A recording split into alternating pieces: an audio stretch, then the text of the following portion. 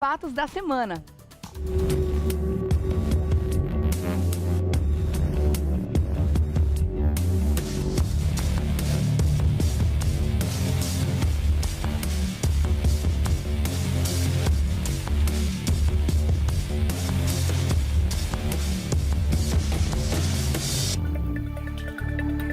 O governador Geraldo Alckmin ganhou destaque nos noticiários nos últimos dias.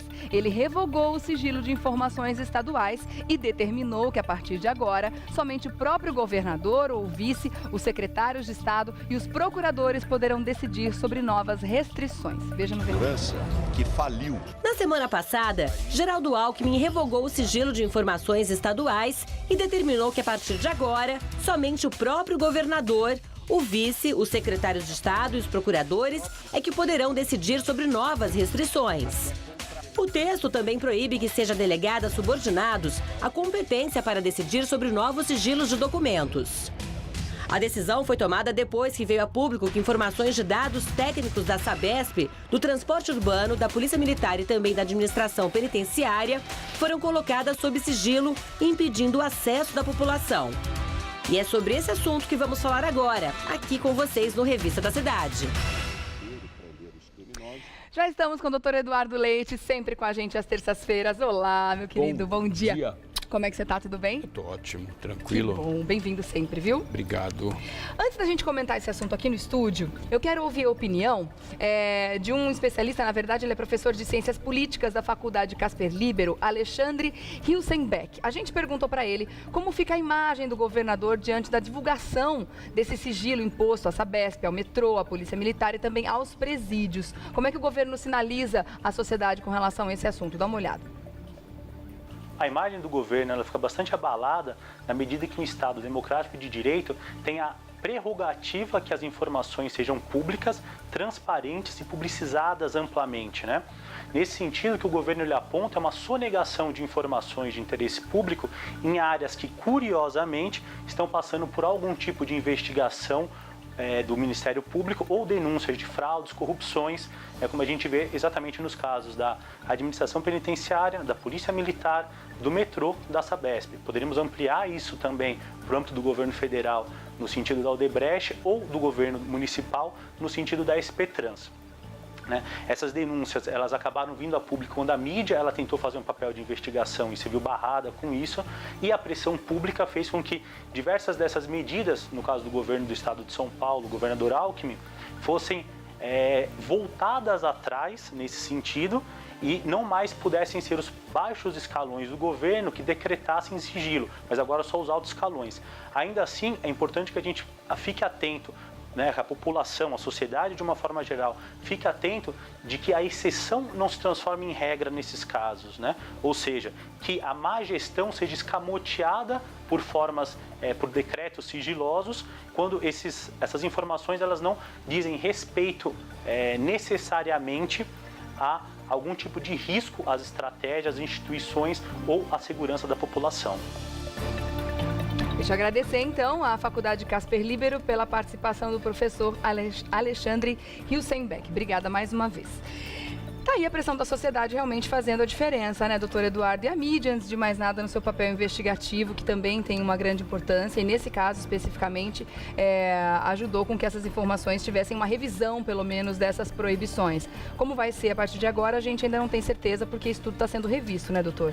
Giane, o Brasil é um país esquisito, Nossa Senhora, tem uma lista de esquisitices gigantesca. E foi engraçado que a semana passada nós repercutimos isso e eu cheguei até a comentar que em algumas situações havia necessidade, sobretudo a questão estratégica de segurança até para você não revelar algumas situações que coloquem em risco a integridade física das pessoas, como, por exemplo, sistema de transporte, caso de ato terrorista, alguma coisa nesse sentido, tá? Agora, obviamente, essa revogação do governador Alckmin coloca em xeque-mate, ou seja, coloca uma certa dúvida, passa a pairar uma certa dúvida em relação daquilo que foi efetivamente decretado no começo da semana. Porque isso aconteceu no começo da semana e no final de semana, em função até toda a manifestação da imprensa, a imprensa buscando informações, aonde não obtinha essas informações, o Ministério Público imediatamente, né, o doutor Milani, Marcelo Milani, imediatamente tomou algumas providências. Por quê? Porque, na verdade, não pode ficar uma situação tão... obscura, né? Mais do que obscura, temerosa. Ou seja, o que na verdade, de fato, foi decretado sigilo? Ultra secreto, né? Ou seja, porque aí levantou essa questão, o que foi?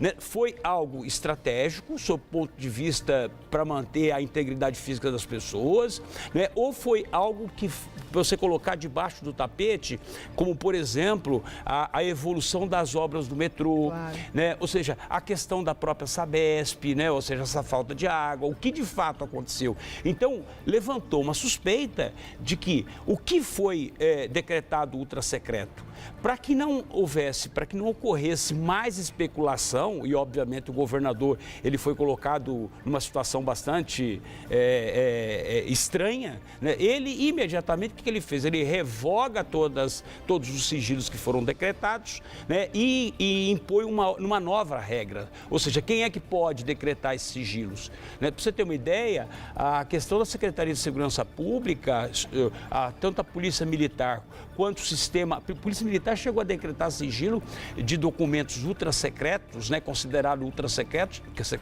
por 15 anos. Em relação ao sistema penitenciário, foram 100 anos, né? Ou seja, é algo realmente bastante preocupante, porque nós estamos vivendo num momento muito crítico, sob todos os sentidos. As instituições democráticas desse país estão sendo testadas, você sabe disso.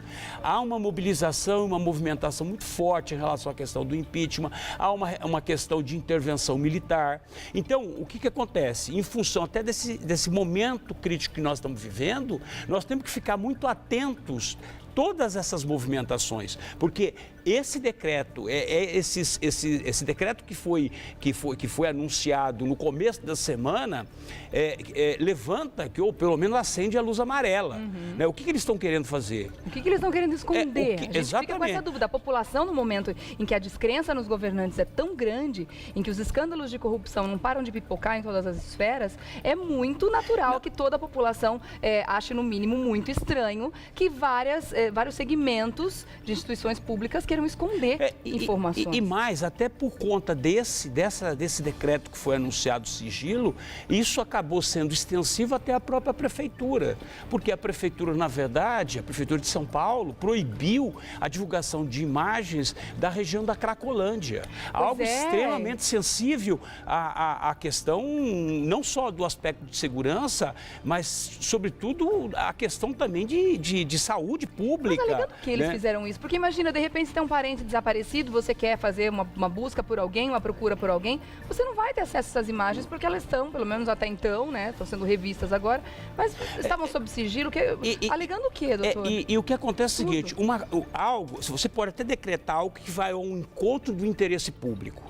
E outra coisa é de encontro ao interesse público, ou seja, que colide com os interesses públicos.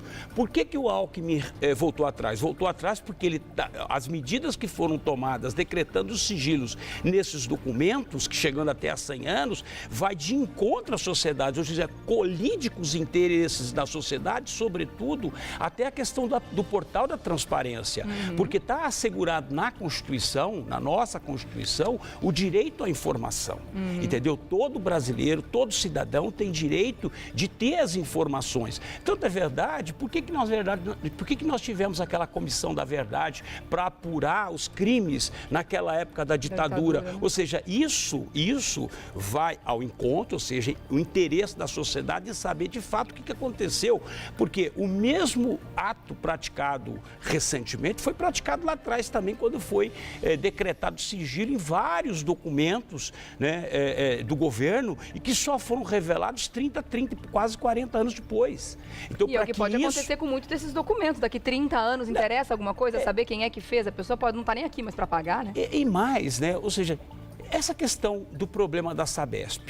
Né? A Sabesp, que é uma empresa, uma companhia de economia mista, né? Ou seja, tem um serviço público que ela fornece, que é o fornecimento de água. Que não é um serviço qualquer, é um serviço vital para a cidade. Exatamente, né? De saúde pública, sobretudo, né? Ou seja, então essa questão da falta de água, essa questão da crise hídrica, ou seja, o que o governo fez, o que o governo não fez, porque ficou provado por A mais B que o governo deixou de fazer várias obras da Sabesp para poder sanear essa questão da crise hídrica. A questão até da troca da tubulação, que tinha 90 anos, você fazer o quê? Vai falar, olha, faz de conta que ninguém toca mais nesse assunto, isso é ultra secreto, ou seja, continua vazando a água que consome, a água obviamente tratada, 30% a 40%, e vamos fingir que ninguém está sabendo de nada. Então, o que eu falo... Carimbo aí, no Brasil tem uma coisa que me incomoda profundamente. Primeiro é aquele que acha que faz. E depois é a sociedade que acha que recebe aquilo. E que, na verdade, há um estelionato geral, porque ninguém está fazendo nada. Ninguém está cuidando de absolutamente nada. Foi o que nós falamos semana passada. Você acha que alguém está preocupado com alguma coisa? Você acha que algum governante nesse país está preocupado com o que acontece lá na ponta? Aonde, na verdade, nós, no período de 10 anos, ou seja, duas gestões do governo PT, se tirou 40 milhões do nível da miséria, e agora já 30 já estão lá. E se isso passar mais 2 anos, mais 20 milhões de miseráveis vão se transformar, porque as pessoas elas vão dormir de uma forma, no Brasil assim, você dorme de uma forma e acorda de outra. Você acorda pobre, miserável.